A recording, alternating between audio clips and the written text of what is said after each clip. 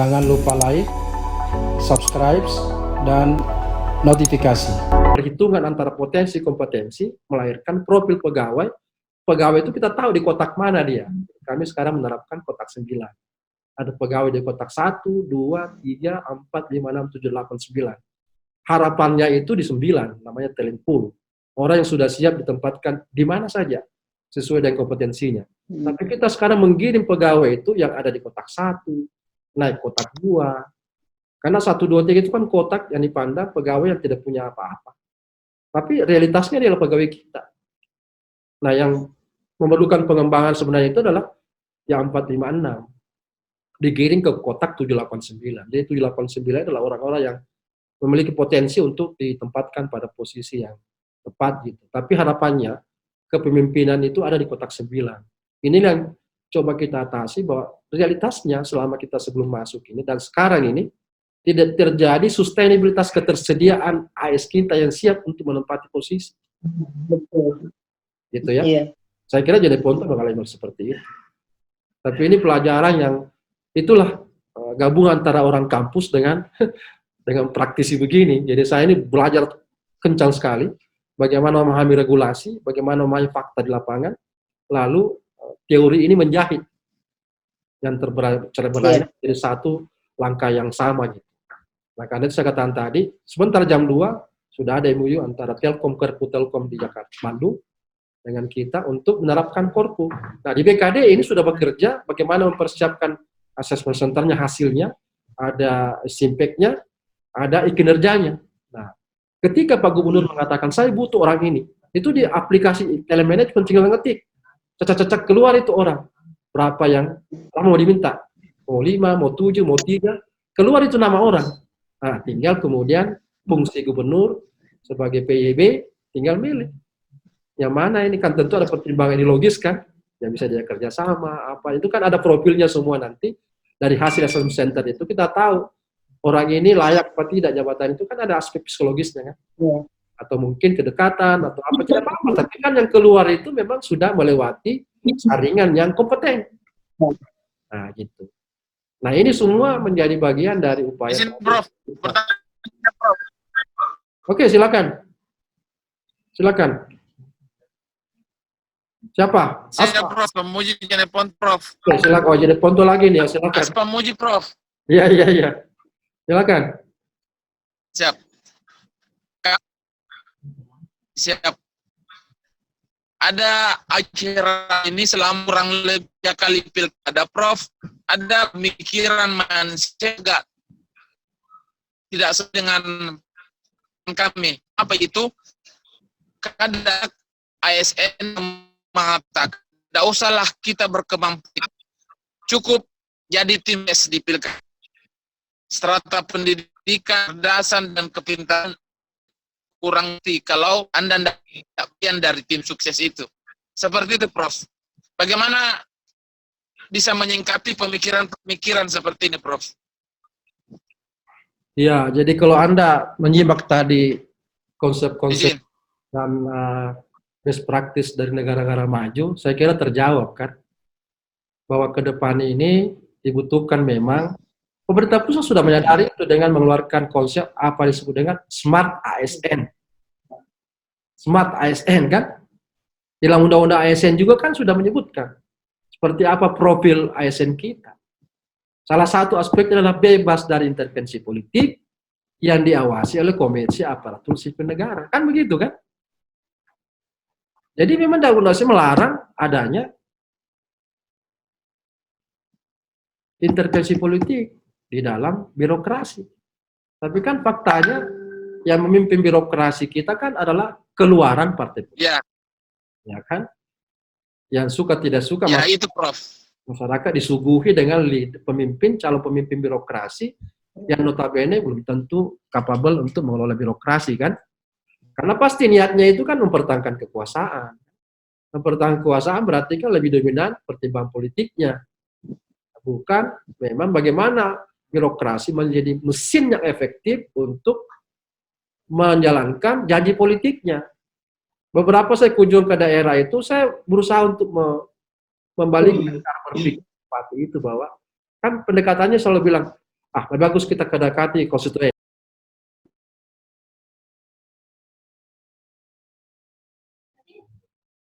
Yang saran saya di hotel itu, ya lanjut. Halo, dengar?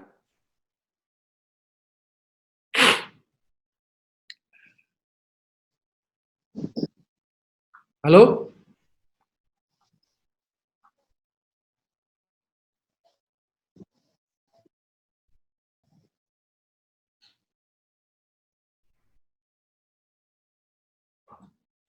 Ya, Ya, Prof. Dengar ya?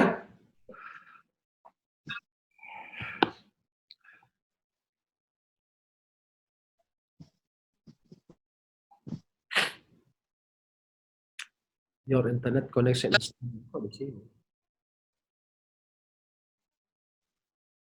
Audio, Prof.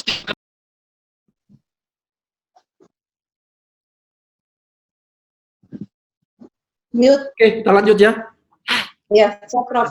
Adik, Aspa ini. Jadi itu kadang-kadang kalau saya ke daerah itu berusaha untuk membalikkan pemikiran para bupati bahwa kalaupun mau berniat mau terpilih kembali, maka jangan menggunakan pendekatan tradisional dengan mendekati langsung kepada konstituen, tapi perbaiki mesinnya. Perbaiki mesin yang dipakai untuk mensukseskan janji politik Anda.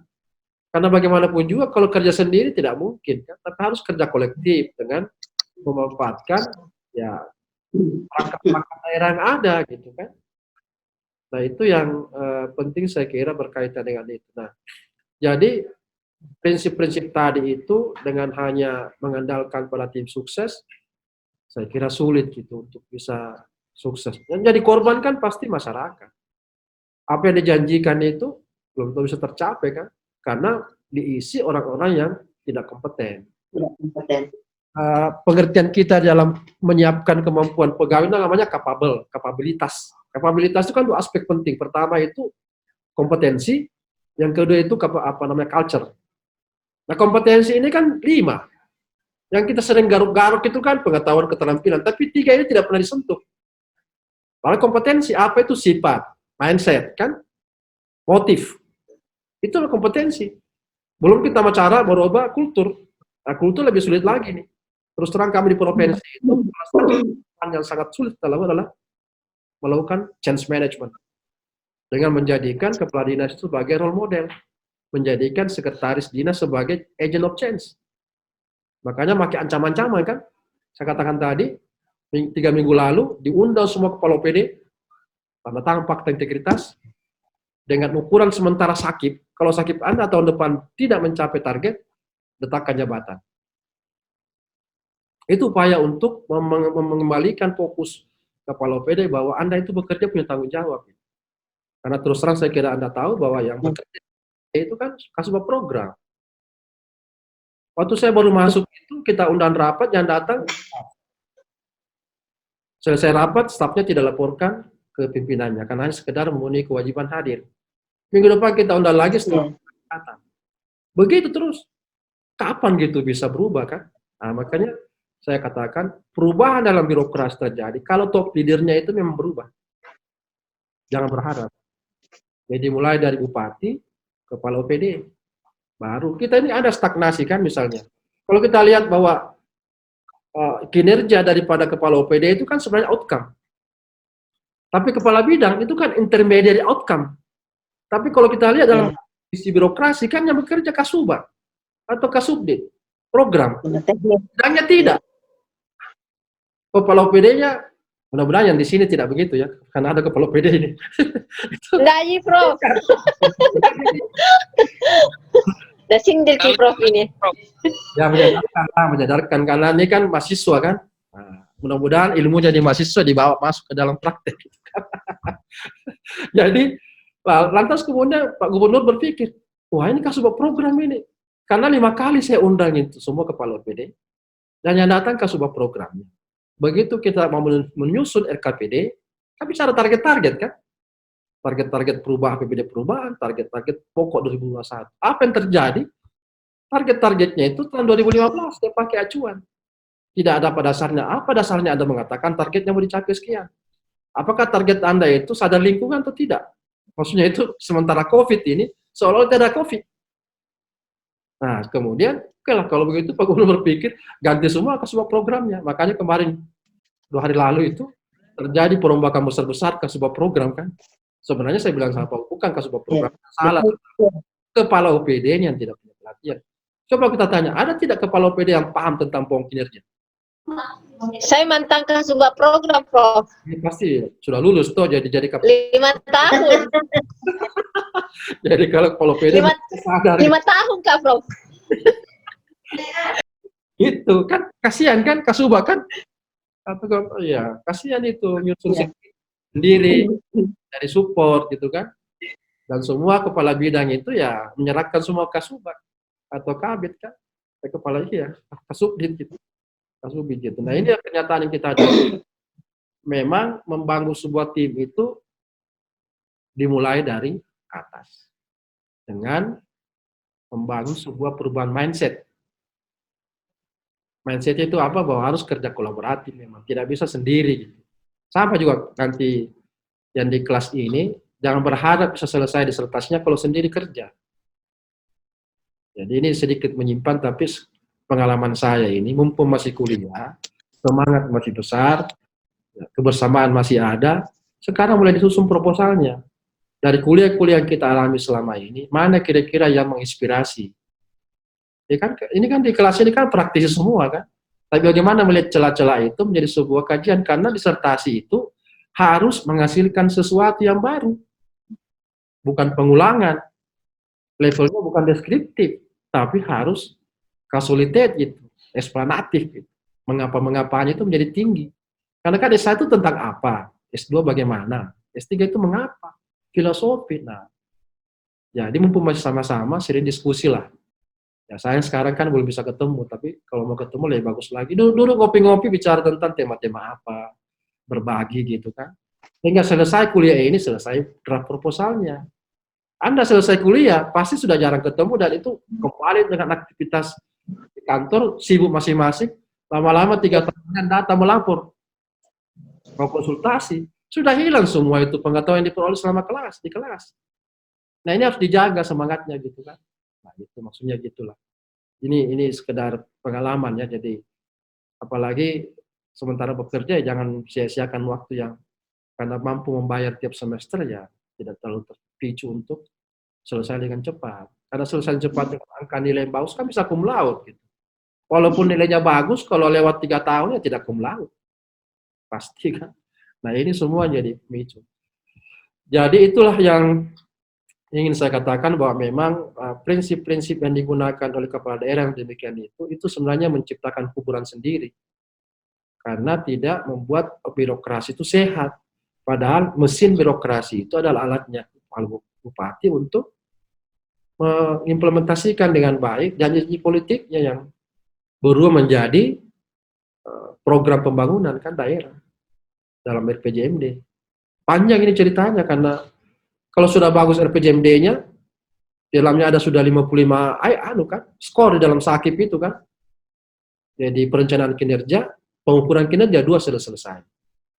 Tapi yang menjadi masalah itu adalah kinerja di OPD. Nah ini, makanya kami umumkan, panggil semua kepala OPD, umumkan.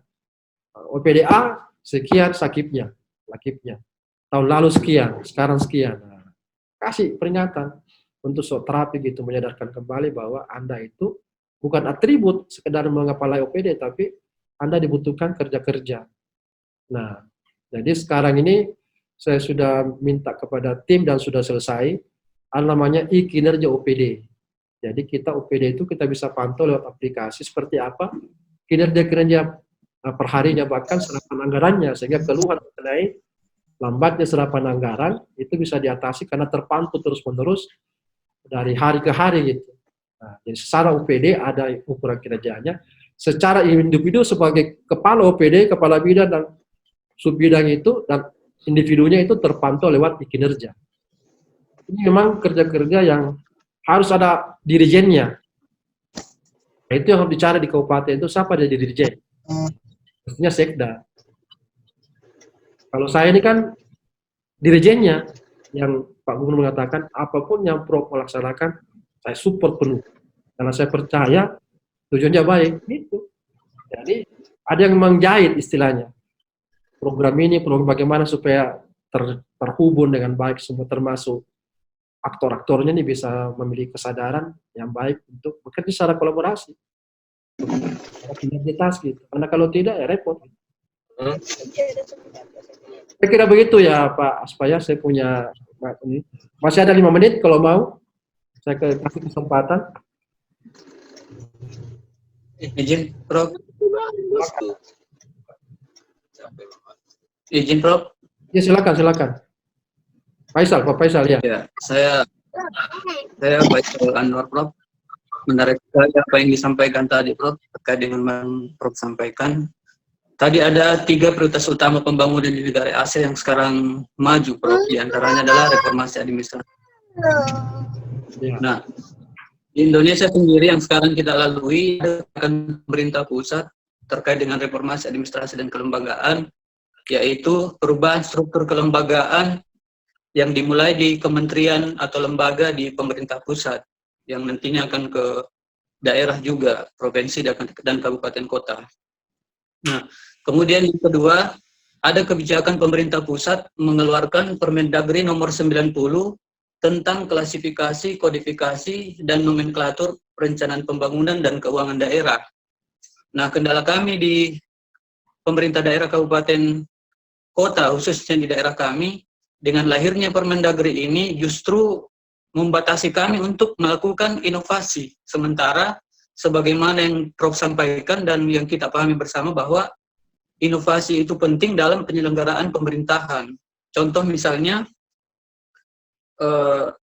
kenapa saya menyampaikan bahwa Permendagri nomor 90 ini membatasi ruang kami untuk melakukan inovasi, karena sudah ada rekening-rekening yang harus menjadi pedoman bagi OPD di kabupaten kota, provinsi maupun di provinsi.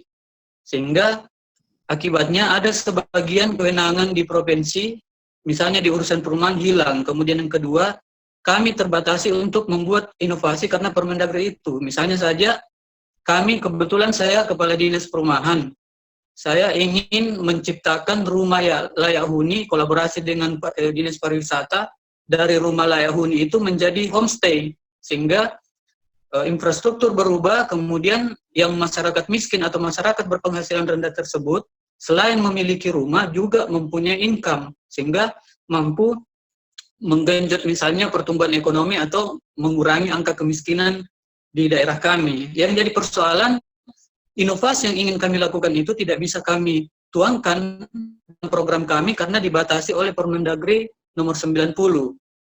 Contohnya, kami lagi menyusun dokumen rencana aksi penanggulangan kemiskinan di Kabupaten Lampung Tengah, dan salah satunya adalah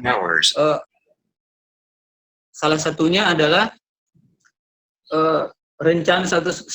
adalah pembangunan dan pengembangan perumahan, kemudian memfasilitasi dan menyediakan rumah layak huni bagi masyarakat miskin.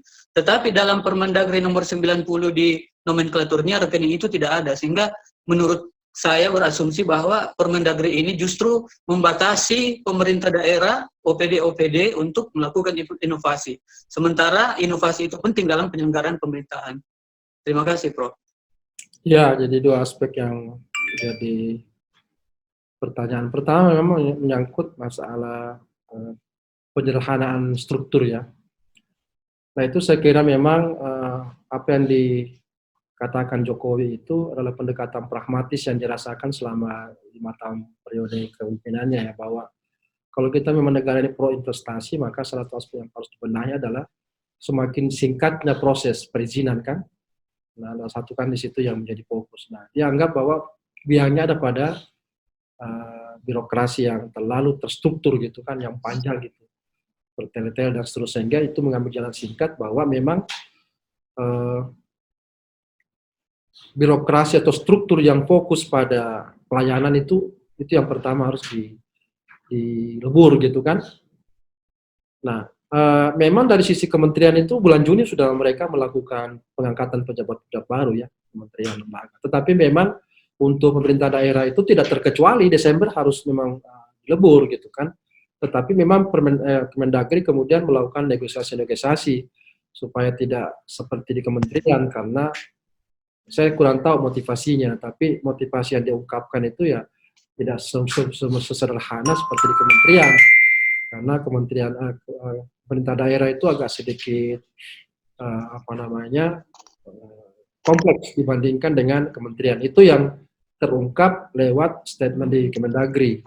Tetapi saya kira yang hadir di sini sempat hadir mungkin di webinar terakhir itu, ketika Kemendagri seperti itu, maka Kemenpan cuma mengatakan ya silakan lapor ke Presiden kalau Anda tidak mengikuti apa yang diperintahkan Presiden, karena kami sebagai lembaga leading sector yang ditunjuk Presiden untuk menata kelembagaan ini, memang sudah berkomitmen bahwa Desember itu sudah selesai semua, gitu kan. Itu masalah yang saya kira akan terjadi. Ada tarik ulur antara perintah Presiden kepada Kemenpan dengan Kemendagri yang ya menunda-nunda. Bahkan Kemendagri itu merasa bahwa nanti 2021 baru tuntas diselesaikan penyederhanaan birokrasi. Tapi Kemenpan tidak gitu. Jadi kemarin itu minggu lalu saya ke Jakarta, saya ke Kemendagri Direktorat Otonomi Daerah, saya ke Kemendagri dan ketemu dengan Deputi Kelembagaan dan Deputi birokrasinya, reformasi birokrasi. Lalu kemudian saya mengambil contoh di Kementerian PU, bagaimana mereka melakukan penyederhanaan struktur organisasi, dan saya ke Kementerian Lingkungan Hidup juga. Pada prinsipnya mereka sudah melakukan pelantikan pejabat yang sudah beralih fungsi menjadi fungsional, gitu kan. Nah ini yang saya kira memang kalau kita bicara secara konsep, khusus berkaitan dengan kelembagaan, saya kira sebuah langkah maju, karena ingin menghilangkan bottleneck yang selama ini kalau kita pelajari dalam teori-teori Max Weber sebenarnya, apa yang kita pakai sekarang ini yang berjenjang secara struktural sebenarnya itu adalah model struktur yang dalam rangka apa yang disebut Max Weber itu birokrasi yang efisien dan efektif, dengan cara seluruh pekerjaan dibagi habis ke dalam struktur. Nah, sementara kita lihat sekarang ini, perkembangan dunia sedemikian cepat, berubah dan sebagai lingkungannya itu menghendaki tidak terlalu banyak struktur, karena struktur itu menjadi kaku. Satu struktur hilang saja, menurut perspektif Weberian itu, maka tidak jalan pekerjaan. Makanya kalau kita tanya-tanya orang tidak paham ini, bagaimana itu kalau pemerintah hampir hapuskan eselon 3, siapa yang mengerjakan? Itu karena berpikir mindset Weberian. Kalau menggunakan pendekatan dynamic, tidak mungkin. Karena Weberian itu tidak cocok di lingkungan yang dinamis. Karena akan terlalu kaku gitu kan. Maka menghilangkan itu merupakan sebuah langkah maju. Nah, tapi tidak berhenti lantas kemudian bagus, karena mereka-mereka yang eselon 3-4 diimpasing ke dalam jabatan fungsional, juga ya jabatan fungsional abal-abal juga kan. Abal-abal karena dia kan bukan berangkat dari jabatan fungsional dari mulai muda, madya kan, pratama gitu, dari pratama, muda, madya, utama kan tidak, tiba-tiba hanya karena menghilangkan gejolak di mana mereka-mereka yang eselon 3-4 ini akan kehilangan jabatan dan tentu tunjangan, maka Jokowi mengatakan tidak akan hilang tunjangan, tidak berkurang, tetapi berubah menjadi mindset struktural sebagai sebuah kebanggaan jabatan menjadi kebanggaan fungsional. Dan sekedar ditahu saja bahwa ketika kita impasing dari jabatan misalnya pejabat eselon 3 ke impasing fungsional madya, itu kalau hitung-hitungannya turun dia punya tunjangan jabatan. Karena itu sekarang dibuatkan lagi namanya istilah koordinator. Jadi Kasubag itu subkoordinator untuk menambah kekurangan jabatan tunjangan jabatannya itu. Nah itu upaya-upaya, tapi tidak sesimpel itu karena banyak sekali ikutan-ikutannya. Makanya kita bisa menyadari kalau mereka mengatakan ya upaya ini masih ongoing proses, artinya learning by doing, karena belum pernah kan melihat. Makanya mereka secara nyata mengatakan kami itu akan menjadikan benchmark itu Korea dengan Singapura, bagaimana melakukan reformasi gitu. Tapi tentu kita tahu, saya katakan di awal bahwa Singapura dengan Korea itu kita tertinggal ya 80 tahun ke atas gitu, sementara kita baru melakukan. Jadi ini merupakan kerja keras pertama Kemenpan, dan terutama Kemendagri sebagai bosnya Kemendagri ini, bosnya pemerintah daerah gitu. Dan itu saya kira akan sedikit banyak memerlukan waktu, sehingga Kemendagri meminta supaya ada tenggang waktu yang diberikan lagi untuk mempersiapkan proses sehingga lebih smooth gitu proses. Tapi di Kementerian Lembaga sudah. Nah, itu jadi tinggal kemudian jabatan yang sifatnya itu pengelolaan barang dan jasa, sifatnya otorisasi, sifatnya rekomendasi, sifatnya kewilayahan itu masih tetap dipertahankan. Tapi selebihnya itu dihapus semuanya. Nah, berkaitan dengan pertanyaan kedua, memang ini dilematis. Jadi ada wacana saya dengar akan dirubah di Permendagri 90 karena ini usulannya Kementerian Keuangan supaya pengukuran kinerja daerah itu mudah dilihat karena tinggal sudah sama nomenklaturnya kan. Tapi kan dia melupakan substansi Undang-Undang 23 bahwa otonomi itu nyawanya itu ada di pemilihan program yang dekat dengan wilayahnya, dekat dengan masyarakatnya, gitu kan. Nah, ini yang masih dikendala gitu karena menghilangkan filosofi otonomi daerah. Nah, di dalam Permendagri kan sebenarnya yang dirubah itu kan sebenarnya yang perlu ditarik keluar adalah kegiatan dan indikator. Cuma bedanya dia kan ada sub kegiatan kan. Jadi apa yang kegiatan kita sekarang itu menjadi sub kegiatan, harus dibuatkan sub kegiatannya lagi itu kan. Itu yang jadi repot memang. Nah, karena itu masih ada peluang yang disebutkan Kemendagri itu di list aja mana-mana program-program yang tidak ada dalam nomenklatur. Dan itu disampaikan ke Kemendagri. Itu dalam rangka mungkin untuk mengakomodasi di provinsi juga ada, bahkan kami DPRPTSP itu nyatanya ada dan menjadi fungsi utama pemerintah, tapi tidak ada dalam Permendagri 90 kan pusing juga gitu. Nah, ada programnya hilang. Nah, ini merupakan kendala tersendiri. Jadi menurut saya dipersiapkan saja dan di list mana-mana yang menjadi utama program prioritas bupati atau mungkin tadi inovasi itu dimasukkan sebagai bagian dari usulan list daripada pemerintah daerah yang tidak tertuang dalam Permendagri 90. Saya kira Kemendagri tidak tertutup itu karena memang dikatakan bahwa hal-hal yang menjadi program prioritas daerah dan tidak ada dalam nomenklatur itu silakan di list dan sampaikan kepada kami untuk itu. Jadi saya kira masih berproses gitu. Saya kira masih berproses, tidak serta-merta itu. Apalagi situasi pandemi seperti ini ya sampai akhir tahun kan ya masih berlangsung terus. Jadi ya dicermati saja. Kami juga di provinsi mencermati saja ini. Tapi kami tetap berupaya untuk menyederhanakan. Jadi kami melakukan perubahan PJMD untuk sebenarnya mulai menyiapkan diri untuk menyesuaikan nomenklatur itu dengan nanti di renstra itu kan. Jadi memang pentingnya perubahan itu dalam rangka untuk mengantisipasi, tapi tetap saja ada program-program prioritas yang memang tidak ada di dalam Permendagri itu yang dilematisnya karena janji politik gubernur dan akan dipertanggungjawabkan di depan dewan, dan kalau tidak ada ya masalah gitu kan. Nah, ini yang kita alami. Jadi saya kira tidak hanya di kabupaten, di provinsi mengalami seperti itu, tapi yang saya tahu terakhir masih ada peluang untuk memasukkan, makanya ada namanya daftar prioritas yang harus kita tetap sampaikan ke Kemendagri. Saya kira Kemendagri akan mengakomodasi pasti semua usulan dari, karena banyaknya ini kan, kalau kabupaten kan 514 gitu kan, provinsi 34 ini pekerjaan besar. Dan saya dengar informasi dari Pak Deputi Reformasi Birokrasi cara sampai kepada saya bahwa saya sudah telepon Dirjen Kemendagri otonomi bahwa jangan hilangkan asas atau filosofi otonomi itu, karena kalau Anda menyeragamkan berarti Anda tidak tetap mempertahankan otonomi, karena filosofi otonomi itu kan di situ, kebijakan yang lokal, pelayanan yang bersifat lokal gitu kan. Itu saya kira. Sekedar itu jawaban saya. Jadi kita sama-sama menunggu, belum ada kepastian ini, kita tunggu saja seperti apa kira-kira konkretnya, sehingga tidak menjadikan tadi prinsip dasar inovasi itu ada di level kabupaten kota yang berhadapan langsung dengan masyarakat gitu kan. Saya kira begitu ya. Jadi saya waktunya ini juga sudah lewat. Saya sudah sejam tidak ikut rapat ini. Saya kira jadi Ponto itu ada yang mau rapatkan dari rest area. Itu program prioritas gubernur yang kemudian beberapa tempat sudah terbangun, tapi tidak jelas siapa di sektornya, siapa OPD yang penunjang, tidak jelas. Makanya saya usulkan supaya hari ini kita rapat supaya kita jelas bahwa bangunan-bangunan itu jangan menjadi, bukan jadi Ponto, ada juga jadi Ponto, tapi di bantai yang sudah jadi itu lama-lama jadi gedung kosong gitu kan. Nah, itu jadi bumerang juga. Iya, terbengkalai nanti itu. Nah, itu makanya ini hari ini, tadi jam 10 ini rapatnya, tapi saya mengajar dulu.